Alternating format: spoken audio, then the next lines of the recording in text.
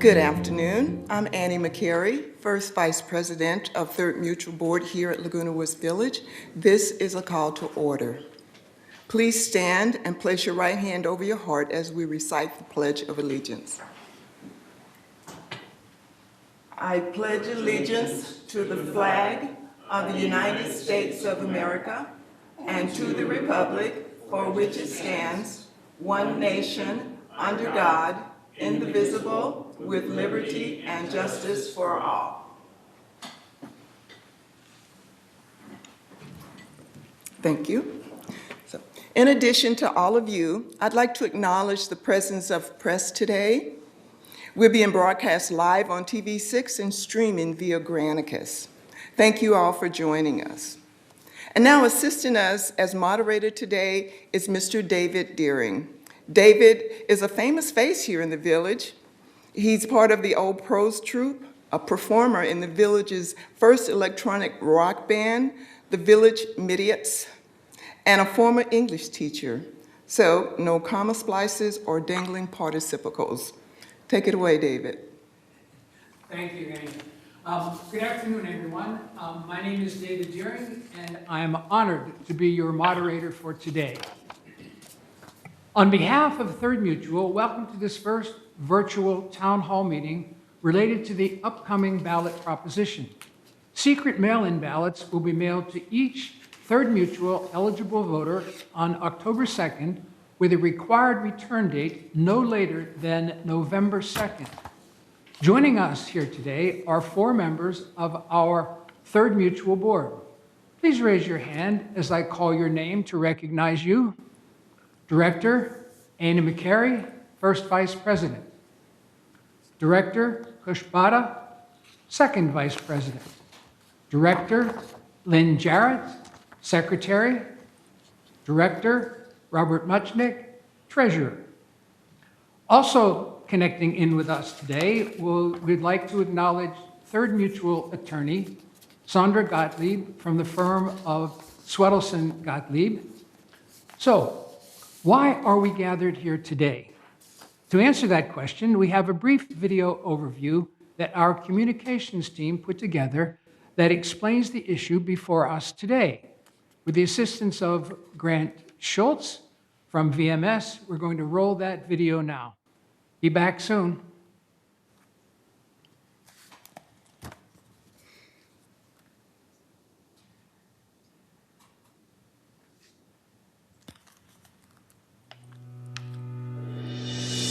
Third Mutual, we have a problem, and it's high time we fix it. Our existing CC&Rs are wreaking havoc on our operations. The board, staff, and attorney expend excessive amounts of time assisting us in determining whether proposed actions are allowable, because we have an abundance of outdated rules, regulations, policies, and procedures. It's like reading Remembrance of Things Past 5 times. How did we get into this costly, time-consuming mess? Some 57 years ago, as our community was being built by visionary Ross Cortese, governing documents were prepared and recorded each time a tract was completed.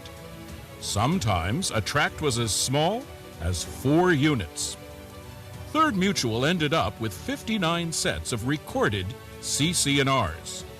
Due to the age of these documents and their failure to comply with all applicable and current laws, we ended up with provisions that have operational vagueness. Even back then, our founders knew that having 59 sets of CC&Rs was onerous, so they agreed to merge all the HOAs into one. And Third Mutual was born. But, oops, because the draft person of the CC&Rs failed to include an annexation provision for each tract to be merged into a target tract, the CC&Rs remained separated. Decades went by, with each respective board recognizing the problem, but kicking the can because it was such a daunting, time-consuming, and expensive endeavor. What's changed since then?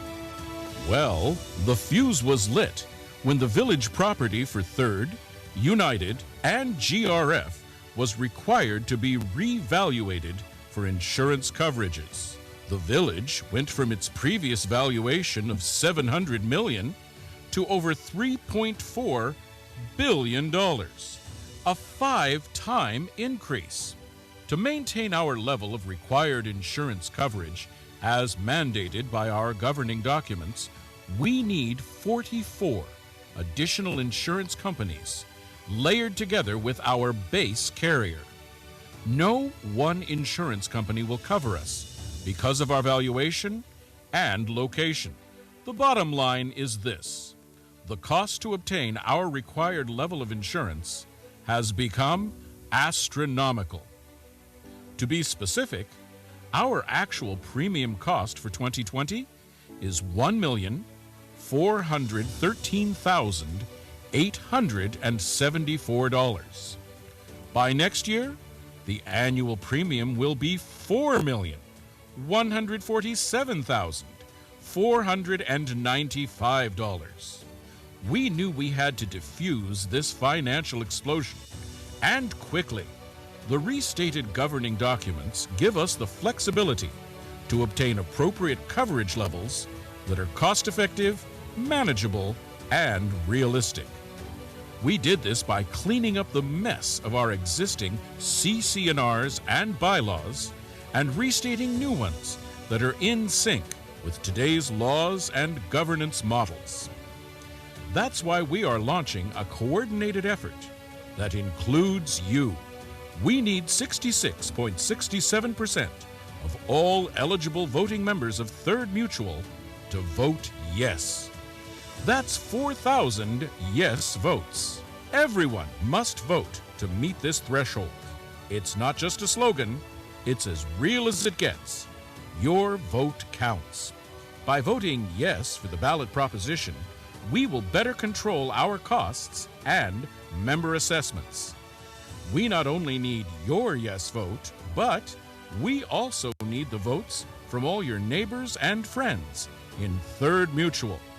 Let's rally around our campaign by telling all 3rd Mutual Manor owners to vote yes. Let's get 3rd Mutual rolling forward in the right direction by helping the board and future boards steer us with 21st century governing documents. It's the right thing to do. No mess? Vote yes.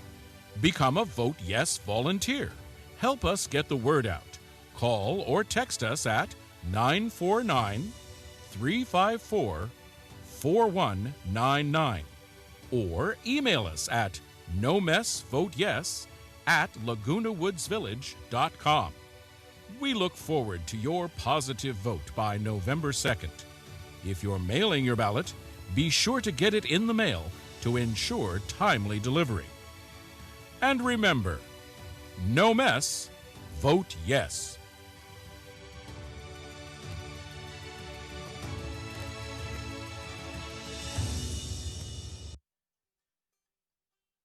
That was wonderful. Thank you so much. Now, before we hear from our directors, let's do some housekeeping. Here are the ground rules for the upcoming question and answer period. Prior to the town hall today, we've solicited questions via our news and what's up in the village pages on the Laguna Woods website. So we have some questions from owners ready to go today. We also may have time to field questions from those in attendance who haven't asked a question in advance. For those of you watching, you can text or call in questions to, pay attention, I've been a school teacher, 949-354-4199. Or please feel free to email us at nomessvoteyes@lagunawoodsvillage.com. Though we would love to answer all questions submitted, we have time limitations today. So if we do not get to your question during this town hall, we will pass your questions on to the 3rd board, and they will respond with written answers to the community. Each question will start a round of 9 minutes in length. No question combined with its answer will exceed 9 minutes. Our official timer, Grant Schultz, will call time, and that will end the round. We are allocating the question to take up the first minute of elapsed time. Each of our 4 directors will have up to 2 minutes to respond for a total of 8 minutes. When the round has elapsed, we will end the period for that question or sooner if the answers are finished ahead of the 9 minutes.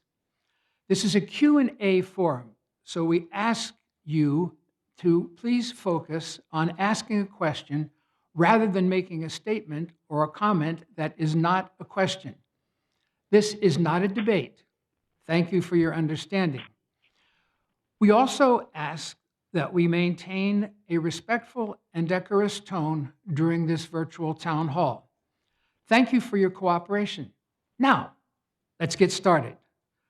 Let's first hear from Director and First Vice President Annie Mccary. Annie? I'm sorry I didn't have my mic on. I come to you today with an urgent plea to help us all. We have a crisis here at Third Mutual. Our insurance coverages are reaching impossible cost levels. We've been working to address this issue ceaselessly for the past year. We have engaged insurance experts, legal counsel, and influencers in the community to work through all facets of this dilemma. After detailed evaluation, the board unanimously passed an action to put out a ballot proposition to be voted on no later than November 2nd. If passed, this ballot proposition will restate our cumbersome CC&Rs and bylaws. Our attorney and panel of advisors, staff, and board of directors have created a new set of CC&Rs and bylaws that address many issues we've been living with and dealing with over the years. But the most urgent issue before us now is our escalating out-of-control insurance costs. Our current CC&Rs and bylaws, what we call our governing documents, are outdated, convoluted, and costly for us to operationally manage. It is now manifested to the extreme by the provision related to insurance. So voting yes and getting the ballot proposition passed will provide us the flexibility to get Third Mutual property insured in a controlled manner. I urge you to get the word out to your neighbors and friends and make sure everyone in Third Mutual votes yes so that it's easy to remember. So it is easy to remember. No mess, vote yes. Thank you, and we look forward to answering your questions today. Thank you very much, Annie. And now let's hear from Second Vice President, Director Kush Bhatt. Thank you all for joining us. It is important for us to listen to your questions, and we will do our best to answer them. It is also very important for you to hear all the information we are presenting. We need to all be on the same page. The ballot will all be mailed due to pandemic. The mailing starts on October 2nd. Depending on the state that the owner resides, they will reach you in the first week of October. To pass this ballot proposition, it will require approximately 4,000 votes. To be exact, 4,068. This represents 66.67% of the 6,102 eligible voters in the Third Mutual. To achieve that number of yes votes will require an extremely high voter turnout. So literally every vote counts. Not only do we need your vote, but we need the votes for all your neighbors too. We hope that you will help get out the vote on behalf of us all. You will be receiving a secret mail-in ballot. The mailing of these ballots to every eligible mutual manor owner begins, as I mentioned earlier, on October 2nd. If you want your vote to be counted, please return your ballot via mail as soon as possible. At this time, I'm going to do a little show and tell so we get this clear to everybody. Your ballot is going to look just like this. On it, there are little bubbles, and you're going to fill in the bubble. You're not going to put an X or a check mark. If you do that, your ballot is voided. Also, you cannot put your name or your signature on it. Once you finish with filling the bubble, you will have an envelope. This is a dummy, excuse me for that. It will be marked SBE. It means secret ballot envelope. You put this in the secret ballot envelope. Once that is done, make sure you don't write anything on the envelope, just seal it. And subsequently, you will put it inside an envelope which is yellow in color and seal that. On the back of the envelope is where you will put your name, address, manor number, and your signature. Please remember what I told you. You're not going to do anything other than that. This is postmarked prepaid, so it has to reach Danville, which is Northern California. It has to be there by 2nd November. Please give enough time because our mailing system is great, but not perfect. So it has to reach Danville by November 2nd, and that will bring the ballot to Laguna Woods. Don't worry how that is going to travel, but we have a Pony Express to bring it here. The second option is that if you don't put it in the mail, you can drop it off at the community center. We have a mailbox or a ballot box outside, and you can put it in that too. So having explained that, let me talk about the voting process. All right, the next thing I want to touch is, I talked about the signature and talked about the mail. So the yes vote is very important. Make sure we do that.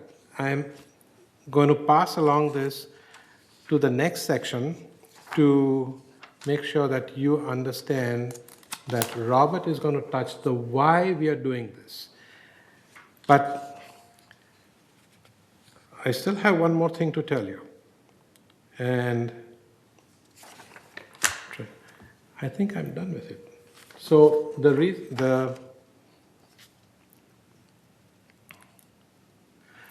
so don't waste time.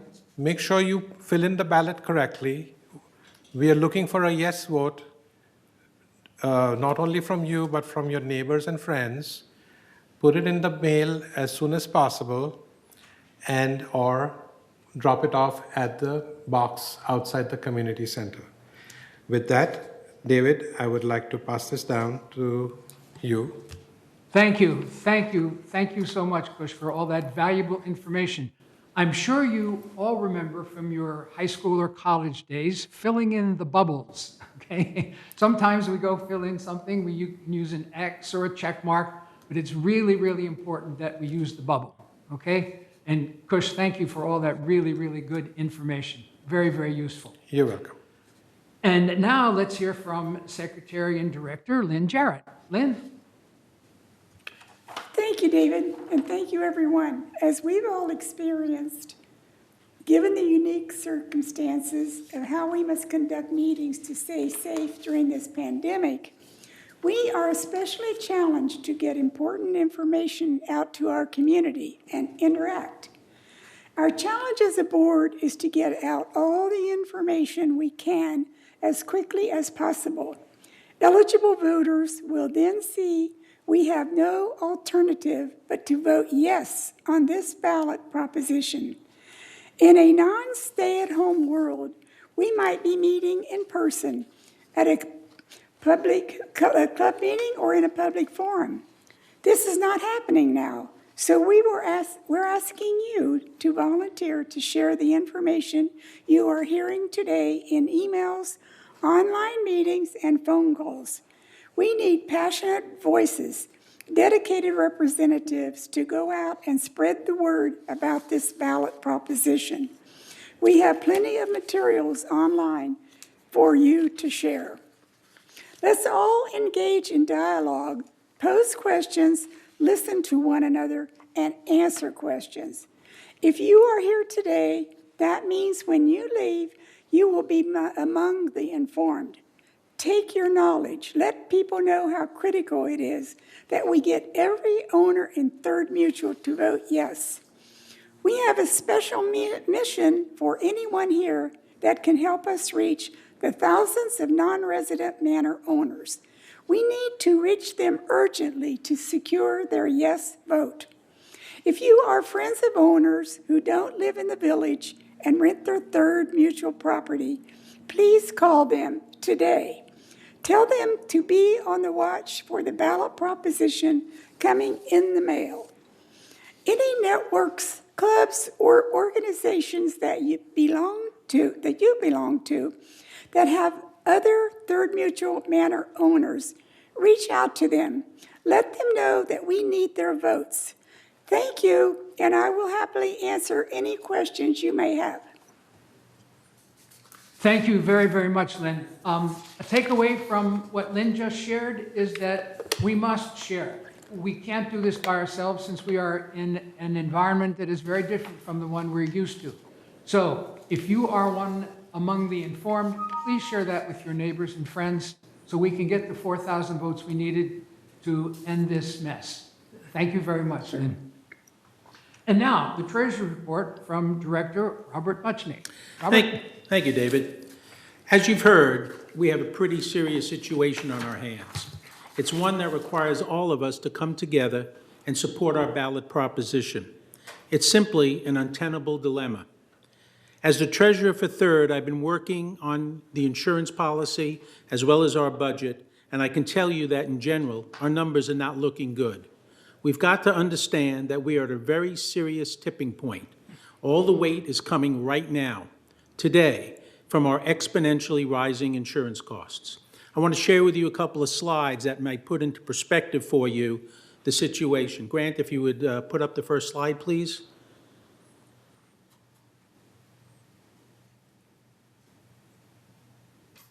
This slide will give you a perspective on what our insurance costs have been and where our insurance costs are going.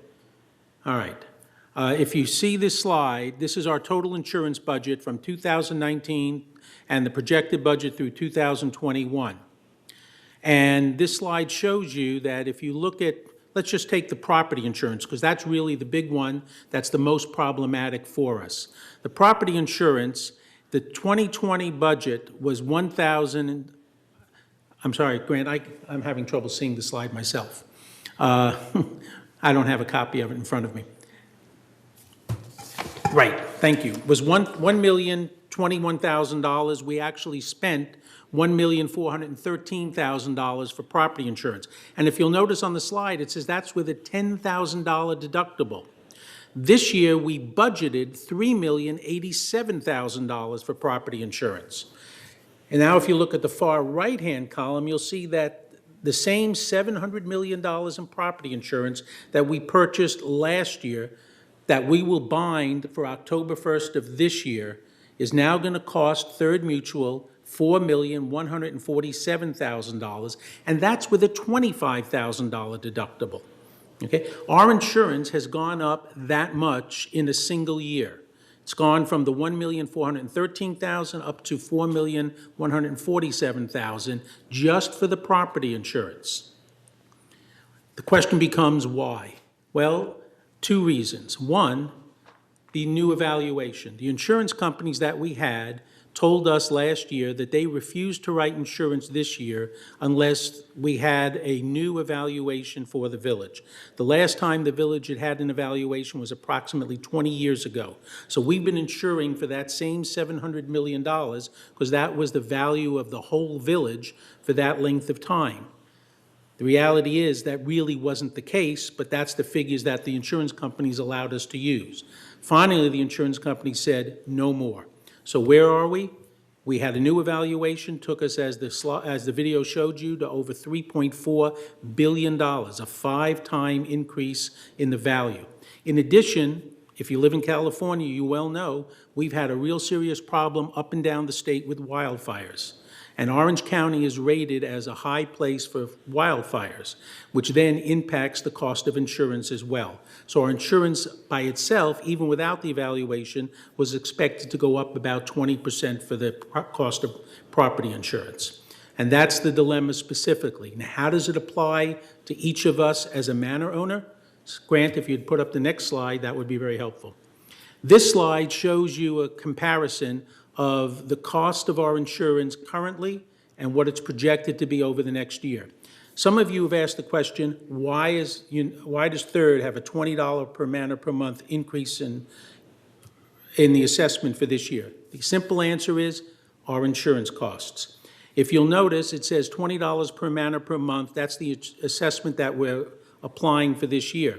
However, our cost of insurance, we thought originally, would be approximately $44 per manor per month. So we were going to raise the assessment $20, and we were going to take the other $24 per manor per month out of our reserves and pay that difference, so we didn't pass the cost along to you, the manor owner.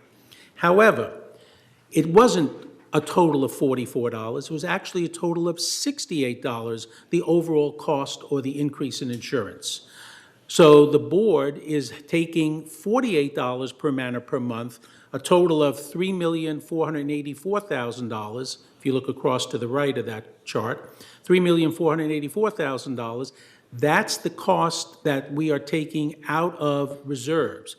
Clearly, we cannot do this year in and year out. If we had to purchase the $700 million of insurance by ourselves, just Third Mutual, you need to understand, we are currently in partnership with GRF and United. And GRF and United have been paying a portion of the cost of the $700 million of insurance. United, for reasons of their own, and I certainly respect what they want to do for their people, they are going to most likely opt out of sharing the insurance with Third Mutual. If that is the case, and next year we have to pick up the total cost of insurance by ourselves, and we insured for $700 million, our total cost of insurance, if you look at the bottom right hand of that chart, will be $8,350,000. If we don't have the reserves to continue paying it out of reserves, if we have to pass that on to each of us, including myself as a manor owner, we will have to increase approximately $94 per manor per month next year just to be able to pay the cost of the insurance. This is why it's so important to look at the CC&Rs and vote for the change in the CC&Rs so we can buy insurance that is, instead of the requirement of the 100% replacement cost, we will buy insurance that is appropriate and necessary to protect your investments and our investments as we move forward. That takes care of those slides. So we have to find a solution. We have to find a way out of this dilemma. And passage of the ballot, the proposition that you have that you'll be getting this week, is of utmost importance. And I look forward to taking any questions that you might have as we move to the next phase. Thank you, David. Wow, Robert, thank you so much. I'm glad we have people like you serving on the board, and I would like to extend a personal thanks to you for all your work. I was an English teacher, not a math teacher, so you have just wowed me with your with your ability to manage numbers and statistics. Thank you so much. The only thing I'll respond, thank you, David. The only thing I'll respond to that is you need to understand, this is not just my work. This is the work of the whole board. This is the work of our attorneys. This is the work of our insurance consultants, our insurance brokers, VMS staff that have worked with us. This has been a monumental effort by a large number of people. And I think that's important, why it's all very, very necessary for us to vote yes, okay? As you can tell from the directors today, they have done their due diligence, and now it's our turn to circle the box and vote yes to end this mess. Very well, thank you. Thank you for your perspective. Now, let's get into our first rounds of question and answers. Remember the simple ground rules. 9-minute rounds, questions no longer than 1 minute to read, and please make sure they're in the form of a question. This is like Jeopardy. Each director gets 2 minutes to answer the question. If they choose to field it, a director may feel the answer given by a colleague is sufficient to yield their time. Since there are 4 directors present today with 2 minutes each to respond, plus the 1 minute for the question, 9 minutes or sooner will complete that round. In the event a question is posed that requires an involved answer, the directors may yield their time in advance to give a designated director the full 8 minutes to respond. Okay, let's go. Eileen Pollan will be our questioner today, and I will take questions from her and then pass those on to the appropriate board member. Great. Good afternoon. We have several residents who've been invited to be inside this meeting. People will see them on the screen. And I want to make sure that each of them has an opportunity to pose their questions. Maybe we'll just go in a random order. Rosemarie DiLorenzo is a very important part of the community, having been a 3rd president and given many, many hours. Rosemarie, did you have a question you wanted to pose? Yes, and I first of all, thank you, David, for hosting this, sharing this. We miss you, and you always do a good job for us. My question is, as former president of 3rd, I know how important it is to change and update the CC&Rs. There's no question. And we kept putting it off because of one reason or another, knowing that it had to be done. And now I know this board is at the point where they have to do it. Even they have to. There's no choice. This insurance is killing us and would stop us, when I say us, I mean all of us, but the board, from doing the work that needs to be done in the community. My question is why does it have to be November 2nd? Everybody is all, well, not everybody, but mostly everyone is all excited and torn apart by the presidential election. Why does it have to be done on November 2nd? I know it has to be done. That's a great question. Who would like to address that question of Rosemary's, please? Director Botter, would you like to respond to that question? I certainly would. Thank you, Rosemary. This is a great question. And any time other than today is better than doing it now. So whether it's November 2nd or November 4th, since we are all in this focus of voting and getting things done, there is no better time to take care of it at this time. We are all, if we don't do it now, it's like a time bomb which we are waiting to explode. So it is as important as it is to do it while we are thinking about voting and getting things done. So I feel that since we are in the same mindset and process of thinking about those things, before we get away from it and get going with our normal life and forget about it and putting it back on the burner for another year or another 2 years, and then it coming back to bite us, I think we should do it now. Thank you. Anyone else among the board members who would care to address that? Rosemary, I hope that was a sufficient answer. It seems as though everything comes at once, okay? Shakespeare wrote that it comes not in waves but in battalions, and it seems as though this is the time of season when we need to think about our futures. Okay, thank you. Next question, please. Thank you very much. Eileen Lazar has been very involved in the community, especially with the Gate 11 group, and I believe she has a question for us. And if you could keep that to 1 minute, please, and if you have a particular board member that you would like to address that question, please let us know. That did not take part of your minute. Can you hear me? Yes. I cannot unmute. Okay, it sounds like we might not get insurance at 100% for our property replacement coverage. So what percentage of the coverage will we be getting, and how will lowering the coverage affect us as manor owners? Director Muchnick. I'll take that question. Thank you for that question, Eileen, and it's actually a very good question. First of all, yes, we are not likely to get 100% coverage. The reason we're not likely is we cannot get any insurance companies to commit to $1.6 billion in coverage for Third Mutual. And the reason they won't commit to that is that they will not insure us because of all the units being in one single location. They only want to allocate a certain amount of money that they want to put at risk within this particular location. So they will not insure us for $1.6 billion.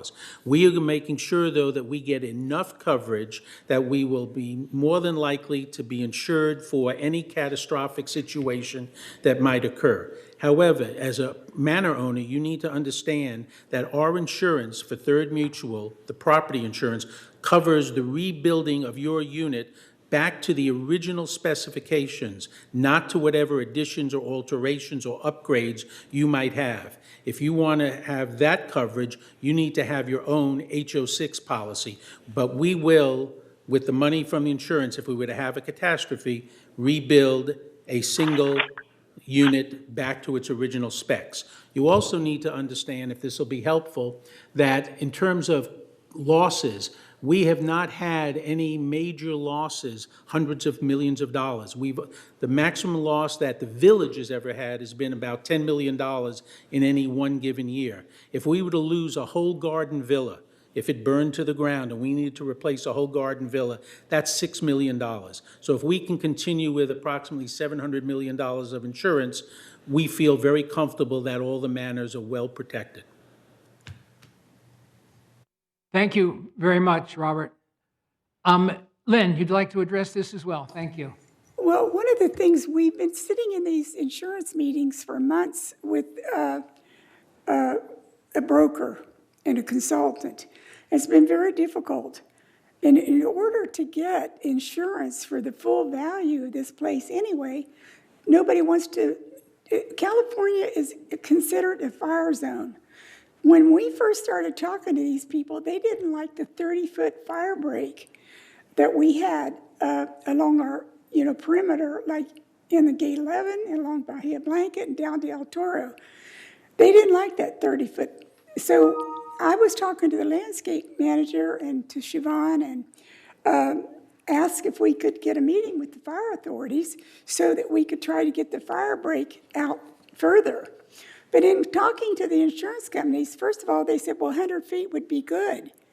But then the last person that came in, they told us, even if it was 300 foot, it's not enough. So we cannot, make the fire break any larger. So because we're in the California fire zone, and that's what all the insurers are calling us, we would not be able to get $1.4 billion if we wanted to. So we're getting the maximum that we can. Did I state that correctly, Robert? Robert's our pro. Yeah, you did a good job. Thank you for help. Thank you for the help. Thank you. Kush, you would like to address this as well.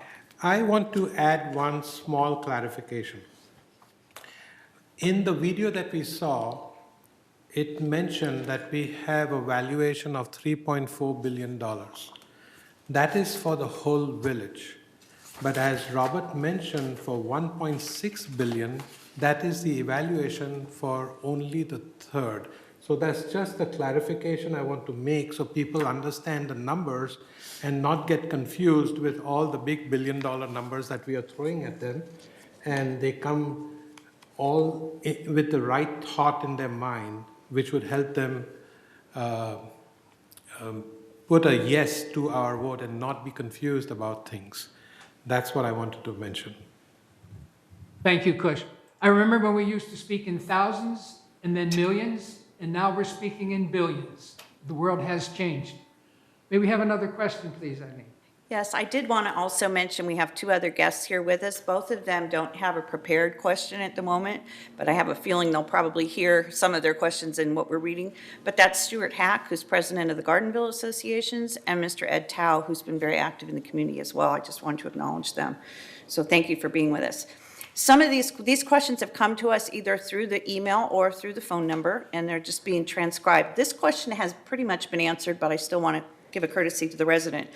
If a vote is turned down and people choose to pay their insurance separately, will there be any way to prove, sorry, my screen just jumped on me.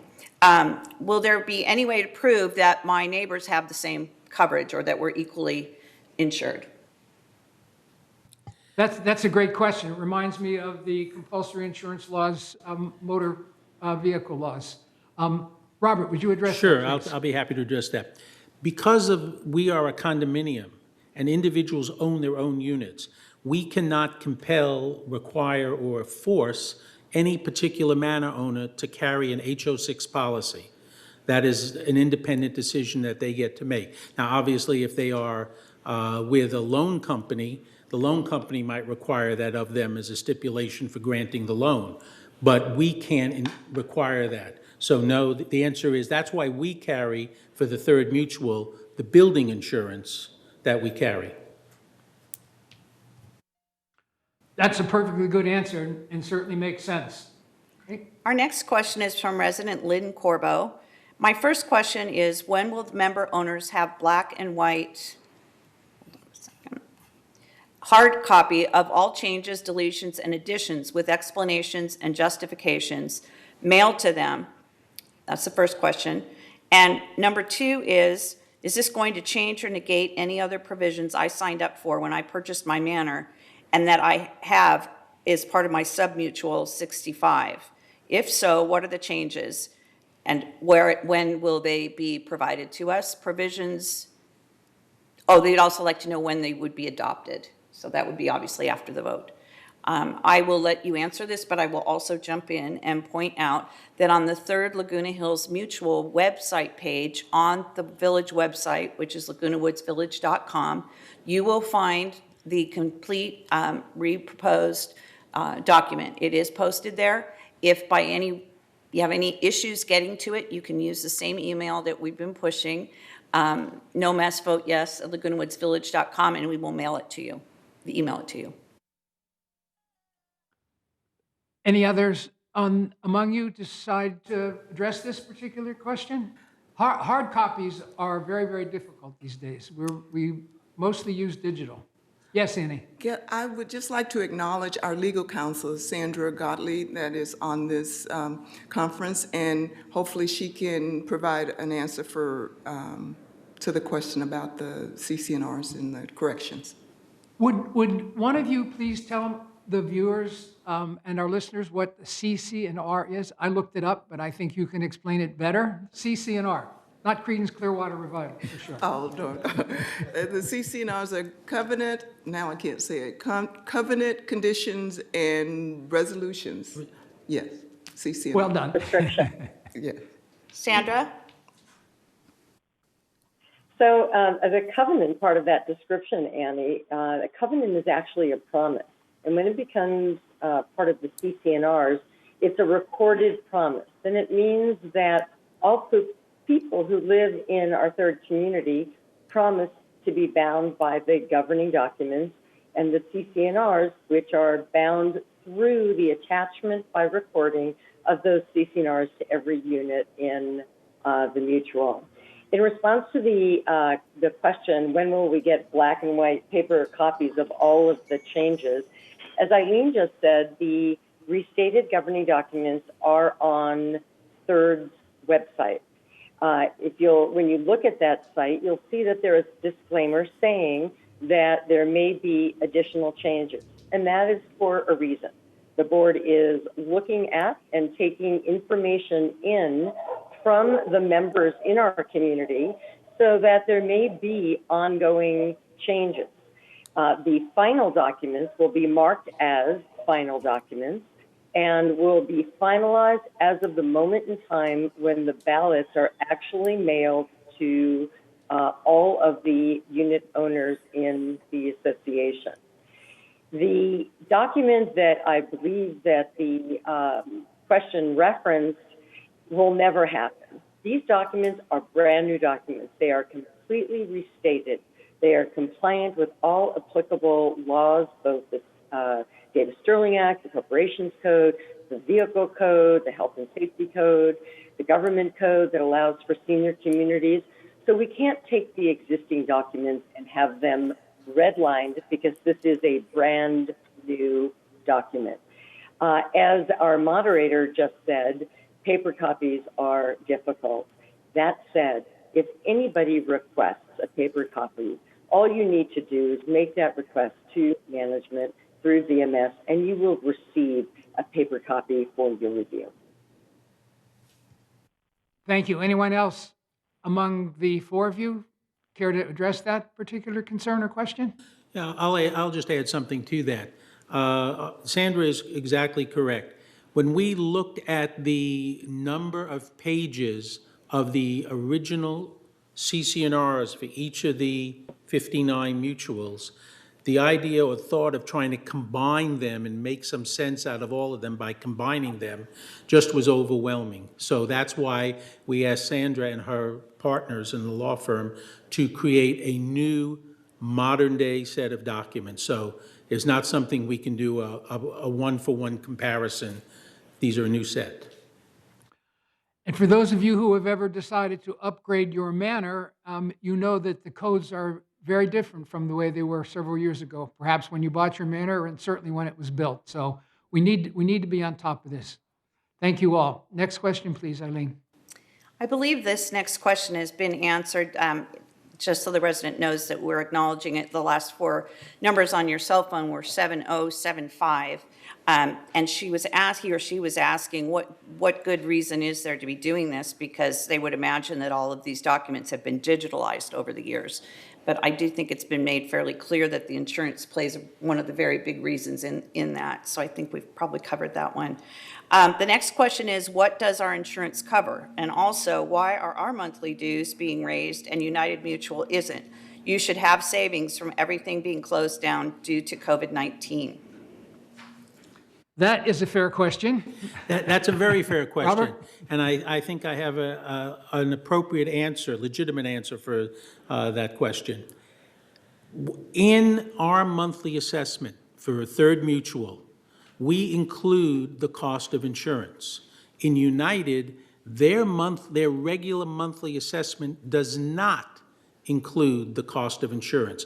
Their members get billed separately for their insurance costs. So they did not, technically they did not increase their assessment this year. That's correct, and we did. But because ours includes the insurance, that was the cost that we increased our assessment. When the folks in United get their statements of what their assessment is, they'll get also a tax statement as well as their insurance statement. And I can assure you that in all likelihood, their insurance is going up as well. So what you're saying basically is they're paying the insurance and third includes it in the maintenance fee. Great, thank you. Anyone else care to address that? Well done, Robert, thank you. Next question, please. The next question is, last four digits, 2451. How did we get into this crisis, and how will it affect our HOA fees going forward?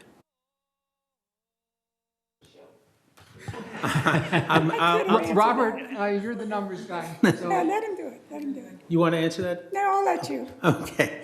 While in a conference, to hear the caller count, press *2. To control on-hold beeps, press *3. For this help message, press *4. I don't know what that is. To access listen-only mode, press *5. To mute or unmute your phone, press *6. To set entry and exit tones, press *8.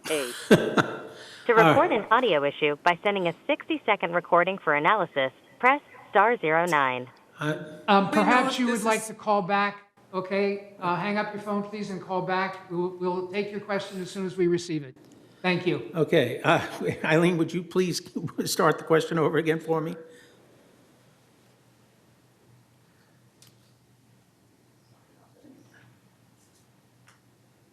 We understand that technology is sometimes a challenge. I remember, how did we get into this mess? Oh, how did we get into this mess? Yes. How do we get into this mess right now? Well, the reality is we were most likely underpaying for insurance for many, many years because Travelers, which was our main insurance carrier, they used to insure us for the full $700 million. Last year, they made the decision that they would only take $50 million of insurance. So we were actually very fortunate that the underwriters at Travelers never looked at the increased evaluation of the whole village, which they were insuring. So when they finally, the Travelers folks became aware or decided to take steps, that's when they required the new evaluation. That put us in the position that we're in, plus all the wildfires. What happened up north in Paradise and that kind of thing has also caused a lot of insurers to be very nervous in terms of what they're putting at risk from a company standpoint. And those two factors came together to cause this dilemma that we're in right now, actually more than a dilemma, this time bomb that we're facing. Thank you. Lynn, you were interested in sharing something. You were going to say the same thing. Okay. Great. Thank you. Anyone else care to address why we're in this mess? Seems as though the insurance company has caught up with us, seemingly. Next question, please, Eileen. This is from a resident whose last four digits are 4029. And this person says only two things can change the cost of insurance: the amount of coverage and the type of plan. You're right, it's the Robert Show. I can tell you, I would like to just briefly say something off the record, or I'm jumping in. Please. The amount of time that the four directors sitting at this dais have spent on the phone with insurance professionals in the last several months is absolutely astounding to me.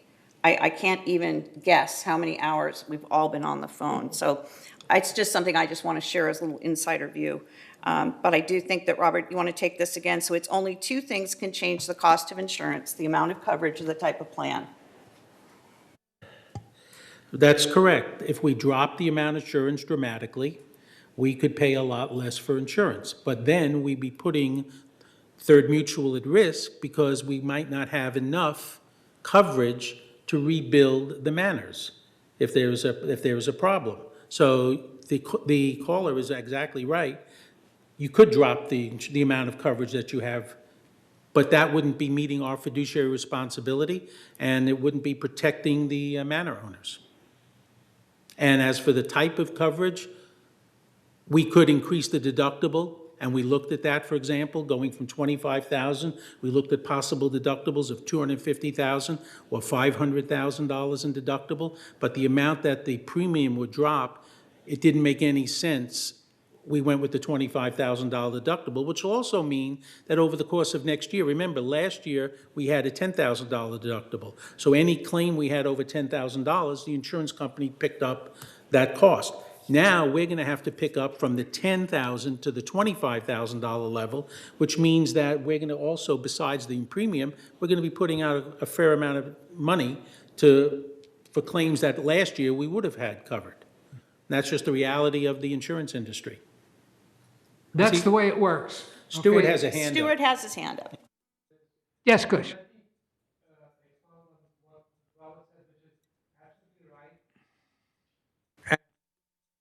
The callers the callers Yeah, my the caller's question is right on the dollar. But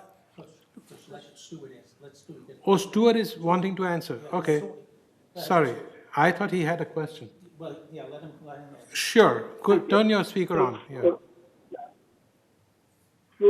for clarification, please, the rate per $1 million of coverage, has that changed or has it not changed?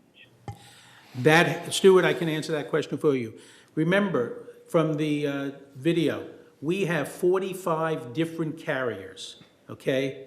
Last year, for example, when Travelers wrote the first $50 million of insurance, Third Mutual's cost for that $50 million was $880 some odd thousand dollars.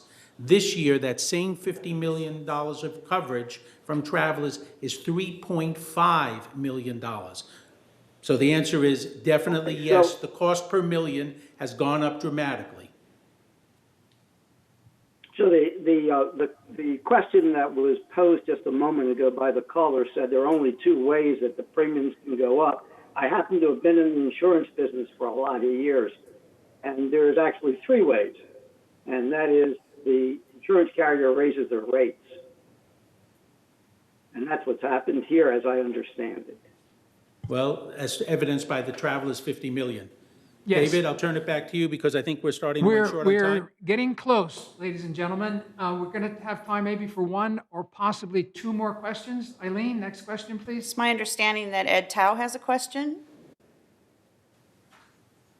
1 minute question, please, in the form of a question. You should turn on this mic. Turn on your mic, please. Okay. Okay. Yeah. My question is,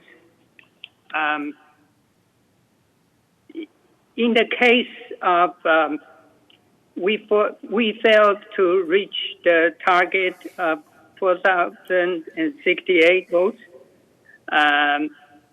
short of the required threshold, what may happen? What is the consequence, and what's the remedy for us? Great question. Sandra, would you like to take that? Oh, I'm sorry. I didn't understand. I'll take the question if that's okay. What's the consequence, basically, of not getting the Consequence is that we stick with the 100% replacement. We'll get the most insurance that we can possibly get, and the per manor per month increase for next year will probably be in the neighborhood of $94. So we're not thinking along those lines. We're thinking about just being successful in terms of getting out this vote and getting everybody to vote, which is the most important thing, and getting people to vote yes. So we're not looking at it as the negative or downside. We're going forward with a very positive perspective that everybody will vote and they'll vote yes. That's why it's extremely important that not only you vote yes by filling in the bubble, but you contact your neighbors and friends. I know it's difficult with the pandemic, but make every effort to contact as many people as you can to vote yes. Rosemary DiLorenzo had a clarification, and I think it's a very good one, and it's important, and I'm going to read it. She just said that she feels that one of the answers needed a little bit more explanation. One of the biggest causes of this problem is that we had to go back and do evaluation. And I think that's very, very important for most of our residents. You need to know that evaluation had not been done. It was far, far overdue. And obviously, one of the reasons that the insurance carriers were so set on the fact that they wouldn't even quote us was because of how things have changed so much. The hurricanes, the tornadoes, and the wildfires, it goes without saying, has put the insurance market in probably one of the biggest crises that it's ever been in. In addition to that, and I know Robert will back me on this, we do back up to not the highest risk, so I don't want people to be losing sleep, but we do back up to a wildfire area because of the Laguna Canyon Reserve there. So I think she's very, very important about that. We are just about up on time. If I could make just a couple of quick comments, and then we're going to let David close things up. We've had quite a few people ask about receiving the documents. So again, if you have already sent your email into us, we will make sure that you get those. We will also make sure that if we didn't get to your question today, you will get an answer. And anyone, please continue to use all the contact, and then I will David's going to tell you about our next town hall. Thank you, and thank you all for tuning in. Let me remind you that it's very important we vote yes on this mess, and we will have another town hall meeting next Tuesday at the same time, October 6th, okay? And thank you all. Looks like the big hand on the clock is bringing this question and answer session to a close. However, please, please, please don't be disappointed, because if you have emailed or phoned us, you will get a response, okay?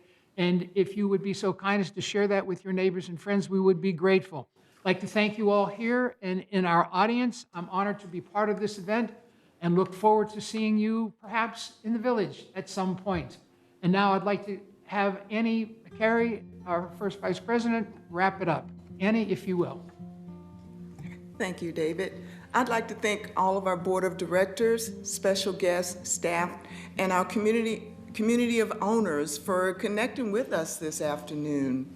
And by virtue of having attended today's town hall, you're all now informed. That makes you ideal candidates to vote yes. Volunteer. I urge you to join in and help us get our message out, to clean up this mess and vote yes.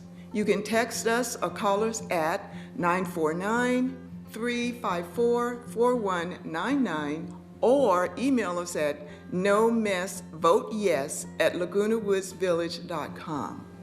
Be on the lookout for more information online, Channel 6, Village Television, and your board members. I urge you to get your information directly from the horse's mouth, and that would be us. We are your best source of information.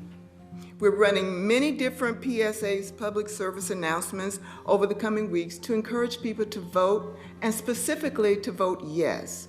We're also launching a campaign that's instructional, so anyone who votes gets their vote counted because they follow the rules. And as David mentioned, our next town hall meeting is scheduled for Tuesday, October 6th. We look forward to seeing you there. Thank you all once again, and on behalf of the board president, Steve Parsons, and the rest of Third Mutual, have a wonderful, great afternoon. This meeting is adjourned.